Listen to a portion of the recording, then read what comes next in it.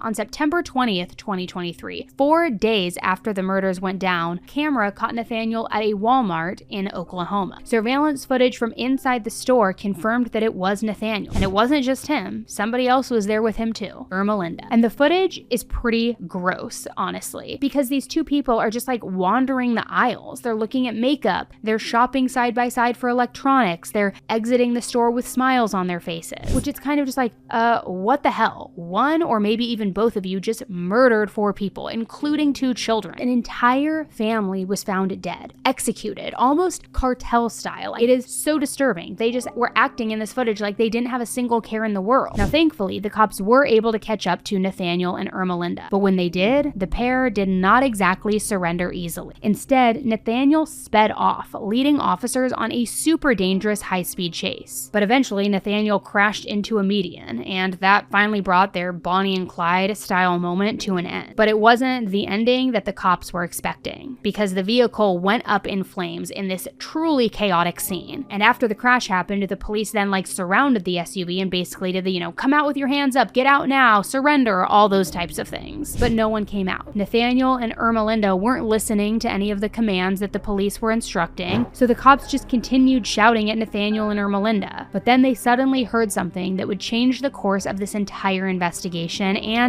the case for good, because 2 shots came from inside Nathaniel's SUV. And through the shattered windows, the police could see 2 figures slumped inside the vehicle, and they could see a lot of blood. Nathaniel had shot Ermelinda, then turned the gun on himself, and he was successful in taking his own life, but not Ermelinda. Ermelinda survived, but was clearly in critical condition, so an ambulance was called and rushed her to a nearby hospital. But unfortunately, she didn't make it long. Ermelinda also died shortly after the crash went down.